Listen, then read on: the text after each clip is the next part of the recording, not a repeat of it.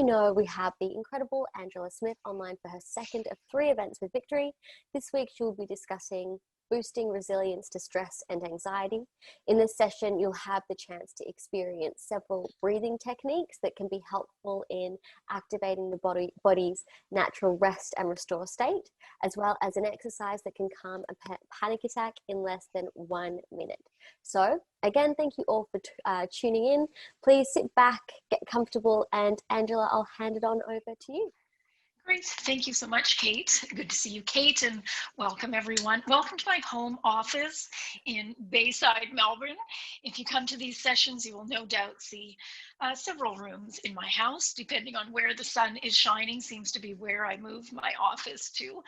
So thank you for taking a little pause in the middle of your day, in the middle of your week. And so today I'm just sharing, as Kate said, an aspect of my Mind Your Mojo program that is focused on the body's natural stress defense system and how to deliberately calm ourselves down when we want and need to.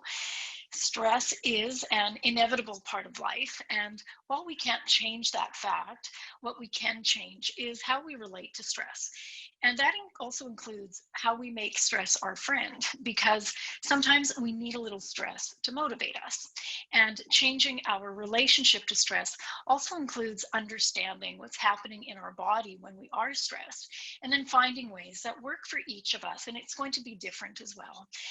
Finding ways that work for each of us so that we can then deliberately calm ourselves when we want and need to. So just really briefly, a little bit of the physiology of stress. Our autonomic nervous system, the ANS, is responsible for regulating certain body processes such as our breathing, heart rate, and digestion, all things that we do without any conscious effort. And there are 2 main subsystems within the autonomic nervous system. We have the sympathetic nervous system, which is our stress state. Sometimes we refer to this as fight, flight, or freeze. And on the other hand, we have the parasympathetic system, which is our peaceful state. So sympathetic is stress and parasympathetic is peaceful state. It's rest, digest, recovery. Now, they each serve a different purpose, but they are both equally important to our survival. And we do need to be able to deliberately calm ourselves when we've been in that stress state so that we can protect the major systems in our body: cardiovascular, immune system, digestion as well. Now, going way back, we'll say to our cave dwelling days, our sympathetic nervous system, that stress state, was particularly critical to our survival. If we were foraging in a forest for food and we noticed a predator off in the distance, our stress state would then kick into gear and prepare our bodies for survival. So it's either take flight or be prepared to fight, or I eat it or it eats me. And sometimes the freeze response is what's required, and sometimes we will see that when animals play dead. Now, when we're in a fight or flight state, it is all systems go.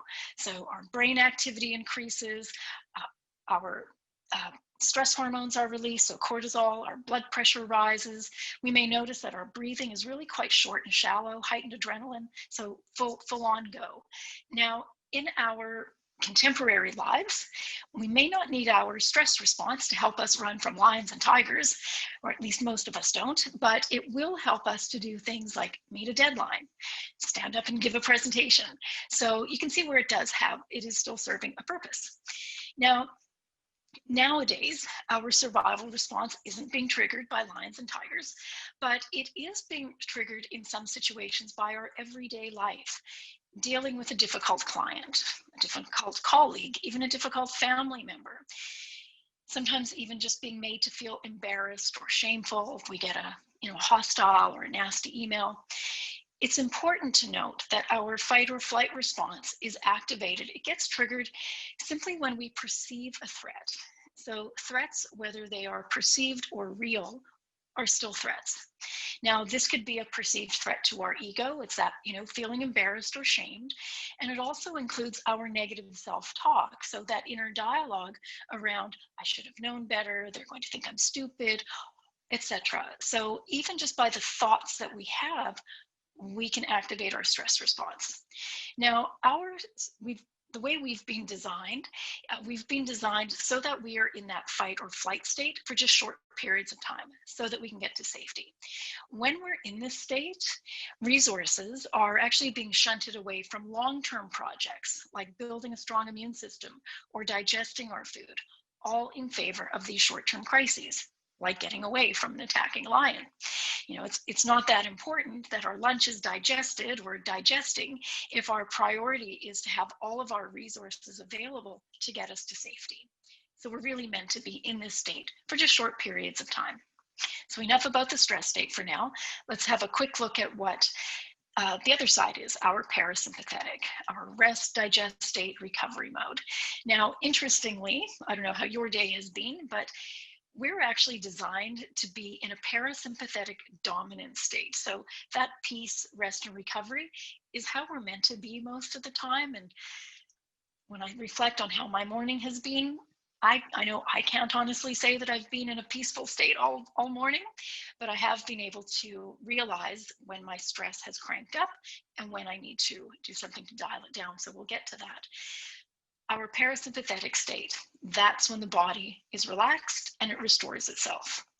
When we have good quality sleep, our immune system has a chance to recalibrate, and in turn, after a good sleep, and you may notice this for yourself, we tend to be generally more calm, we're clear-minded, and in turn more creative. And when we're in this calm, focused state, that's when our clearest thinking and our best learning takes place. So when we're in a calm, focused state, we're in a high performance state. And, think of elite athletes, they're in a high performance state when they're really quite calm and focused. Now, in a parasympathetic state, our bodies reboot and our immune system recalibrates. So our heartbeat and our breathing slows down, our blood pressure decreases, and our digestive system is then stimulated so that it can process food and eliminate waste. At the same time, the energy in our body is being used to properly restore and build tissue. So here we see our blood pressure start to come down, digestion is regulated, and it's our regeneration and restoration state. So it's important to be able to flip the stress switch off several times a day so that our bodies can recover from stress. And this in turn can help us to prevent heart disease, stroke, and shingles.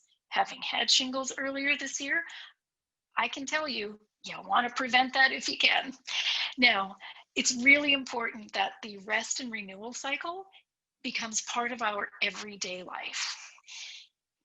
Here's a question for you, and you don't need to answer. I suspect I know the answer, but have you ever, made it to the end of the year, you get to your holiday, and you get sick on those first couple of days on a much needed holiday. You get a cold, you maybe feel like you have the flu. Well, that's the body taking over and going into recovery mode. We work really hard and we deserve our holiday time, our downtime, to be about recreation and all those awesome plans that we had for our holidays.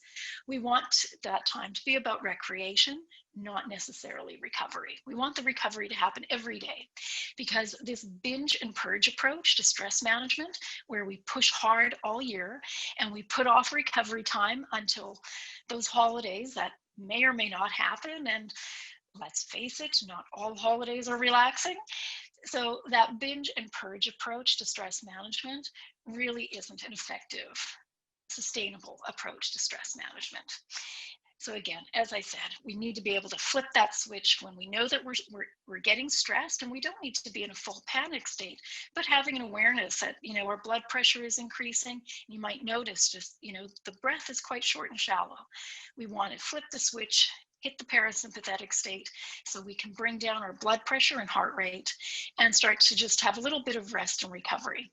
I mentioned elite athletes earlier, and when you look at them, their training regime, they put a really significant importance on recovery. Now, within their training, and while we may not all be elite athletes, I certainly am not, but we can learn a lot from the priority that athletes put on recovery.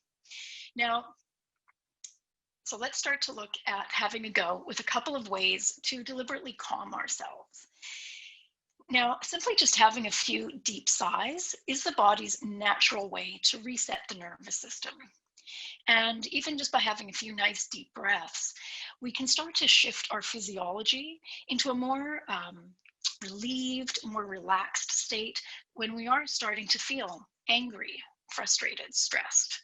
So we'll start to move through just a nice, gentle breathing practice, just in your time, just lengthening the spine, getting nice and comfortable, but allowing yourself to feel a little bit of spaciousness in your backbone, just so we give our lungs a little bit of space.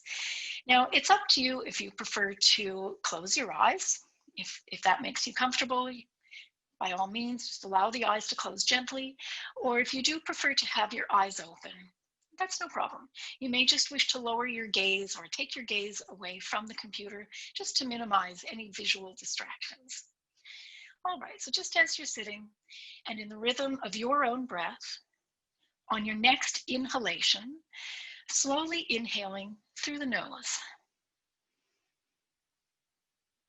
And just as and when you feel your lungs nicely filled, when you're ready, exhaling through the mouth, exhaling fully and being as audible as feels right for you. We're all on mute, or you're all on mute. Having a nice big exhalation. If you've had a big morning, by all means, let that out breath be a nice big roar. So we'll do that twice more. So on inhaling through the nose, and just feeling the natural breath, no need to control or micromanage it. And when you're ready to exhale, exhaling through the mouth, and just noticing any sensations as you exhale. Just maybe noticing if your shoulders are dropping a little. Just noticing how the body feels, and we'll do that once more, just in the rhythm of your own breath, inhaling through the nose. And a nice big sigh out through the mouth. Just as audible as you like. I'm not going to be too audible because it may sound like you have Darth Vader in front of you. So we're going to continue with this breathing practice of in through the nose and out through the mouth, but we're going to just very slightly change the way we breathe out just a little bit. This particular breathing technique has actually been shown to regulate and deepen the breath, and in turn oxygenating the blood and supporting the body's own natural stress relief response. So in this breathing practice, we also breathe in through the nose and out through the mouth, as I said. However, on the exhalation, we purse the lips together as though we're blowing bubbles through a drinking straw. Okay, so when you're ready, let's give it a go. Taking a gentle, full breath in through the nose. And just as and when you're ready to exhale, pursing the lips gently and steadily, just letting the air out as if you're blowing bubbles through a straw. Okay, and taking it again, just going easily, full breath in through the nose. And when you're ready to exhale, pursing the lips gently, just letting the air pass through your pursed lips until you feel all the breath out. Okay, so if you have the hang of that, let's do that 5 more times. And just moving in the rhythm of your own breath. Inhaling through the nose. Exhaling through pursed lips.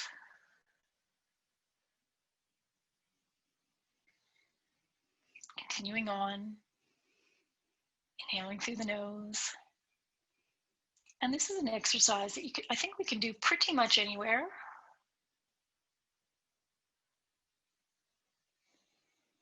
We can certainly be on a Zoom call.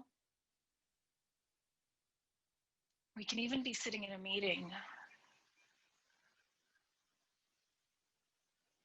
Exhaling all the way out. Twice more. Inhaling through the nose.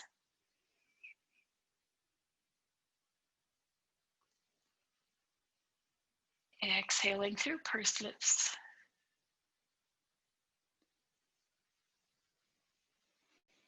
And last one, just in the rhythm of your own breath. Inhaling softly through the nose. And then gently exhaling as though blowing through a straw. Just checking in with yourself, just noticing how you feel, how your posture is, noticing if just maybe you're feeling a little bit more comfortable. Maybe, as I say, there's a little bit more real estate between the earlobes and the shoulders. Maybe noticing that the jaw has softened a little bit.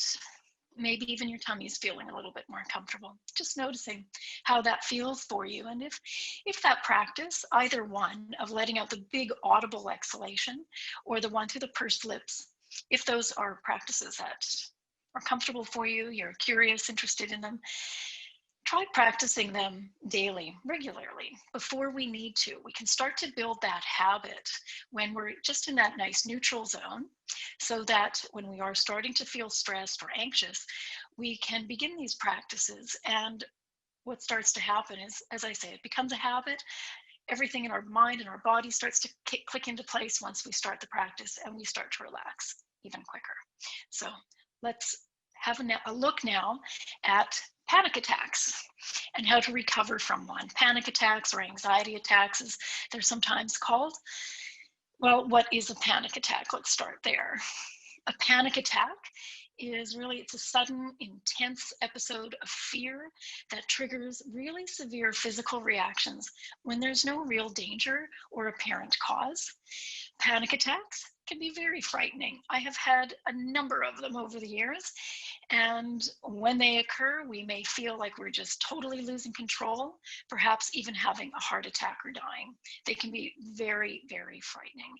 And what's important to know is that although panic attacks themselves are not life-threatening, they are frightening, but they're not life-threatening. About 5% of Australians will experience a panic attack some point in their lives. They seem to begin suddenly without warning. They can happen pretty much any time, while driving a car, at the grocery store. They can even happen when we're asleep. It can happen in the middle of a business meeting. I remember my first one happening at a crosswalk. Now, we may only ever have a panic attack once, or they may happen throughout our lives. But I thought lately, a lot of people have been talking about them, and we're living in a very difficult time with a lot of anxieties coming up, which is why I wanted to share this practice with you. Now, panic attacks have a lot of variations. Symptoms generally peak within a couple of minutes. And generally speaking, after having had one, we may feel pretty worn out and exhausted once it subsides. Here are just a few of the typical symptoms or signs and symptoms of a panic attack. It's a real sense of impending doom or danger. We may feel like we're just totally losing control. There's that rapid pounding heart rate, so our body is going into that stress state. We may be sweating. Some people get really chilly, so it's important to know how you react to stress. What are the signs and symptoms for you? For some people, it's a real shortness of breath or a tightness in the back of the throat. As I say, some people get chills, others get hot flashes. It could be nausea or abdominal cramping, chest pain, maybe some headaches or dizziness, lightheadedness, faintness. Sometimes a numbness or tingling sensation in different parts of the body. And other people have also reported, pardon me, a feeling of detachment or feelings of unreality.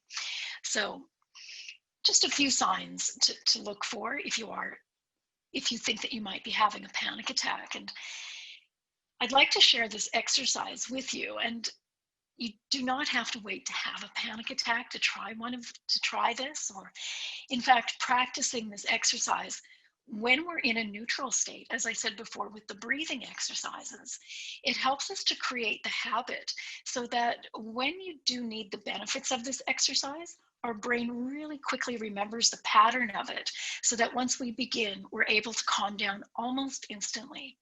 So if you're curious about this practice and would like to give it a try, we just start by bringing our hand over to our heart.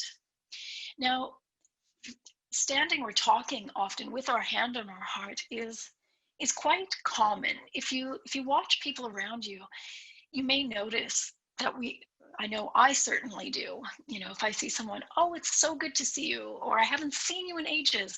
So when we bring our hand to our heart, it's not an uncommon gesture.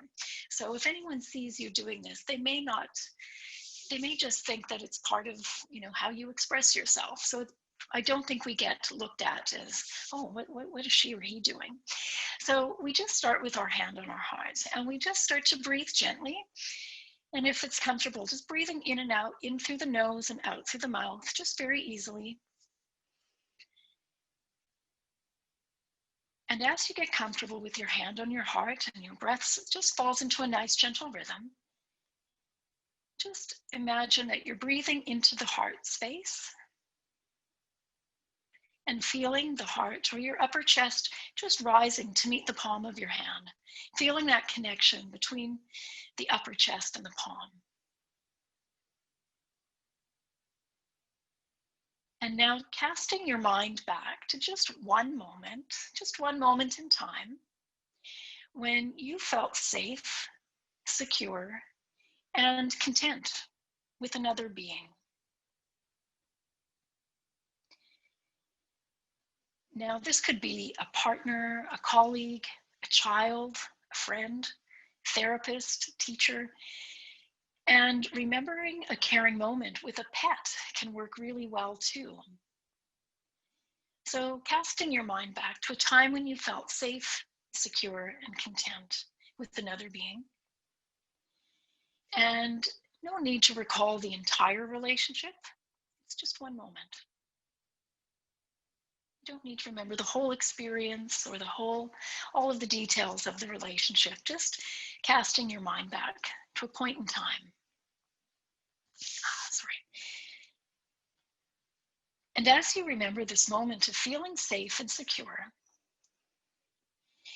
just letting yourself experience the feelings of that moment, noticing where you feel that in your body.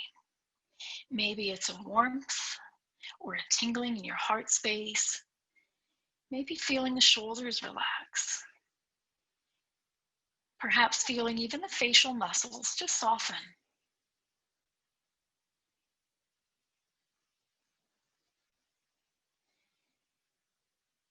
And as you recall this moment of being safe, secure, and content, and recalling and maybe experiencing whatever feelings that come up from that moment, allowing yourself to stay with these feelings and sensations just for the next 4 or 5 breaths.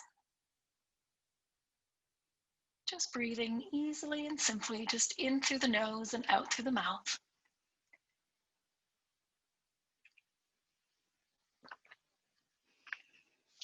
And just noticing any sense of ease or safety.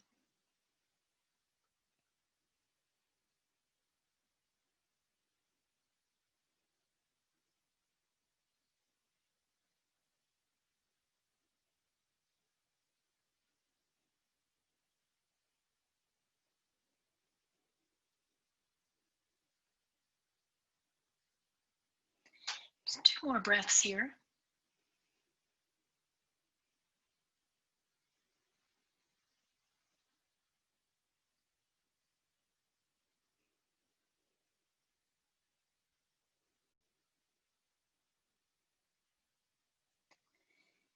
And as you complete this practice, and by all means, if you wish to just continue with it with eyes closed, hand on heart, just simply breathing in and out through the nose, by all means, you continue doing what's right for you. I will just say that, again, repeating this practice several times a day at first, to really strengthen the neural circuitry that helps us to remember this pattern. Repeat it as often as you wish, anytime that feels right for you. Hopefully, you may never need to use this in a panic attack situation, but it's a good little practice just to have in your back pocket, in the back of your brain, if you need to. So I hope you found a couple of interesting or fun tips throughout our session today so that you can have a nice, relaxing afternoon. No doubt there will be some stress at some point throughout your day today, I'm sorry to say, but that's a part of our lives. But hopefully you have a couple of tips just to help bring you down into that parasympathetic state when you feel the need arise. So thank you for joining me. Thank you so much, Angela. if anyone has any questions, once again, please ask them in the chat box, or please ask them in the Q&A box. The Q&A box is just on the bottom panel there. While people do that, where can we find you? Let's see, the website is collectiveintelligence.net.au. It's getting a little bit of an upgrade, so please be patient. Otherwise, track me down on LinkedIn. I know there are 1 or 2 Angela Smiths on LinkedIn, but you'll certainly find me via the Victory Office posts that are on your LinkedIn page. Those are the easiest ways to track me down. Thank you.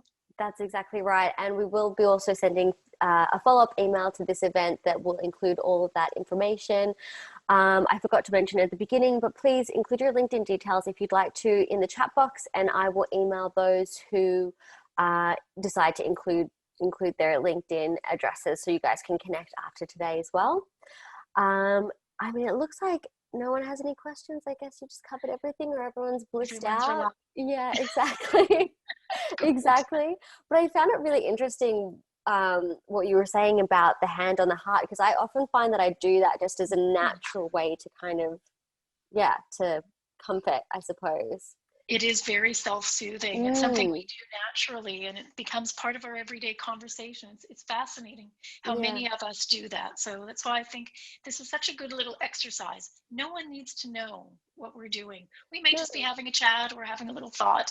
Absolutely. And that's what we're doing. Yeah, great fun. Thank you. It's beautiful. All right. Well, everyone, thank you so much for attending. If you'd like to join us for Angela's 3rd event next week on Wednesday, please register for that. I'll also include that link in the follow-up email as well.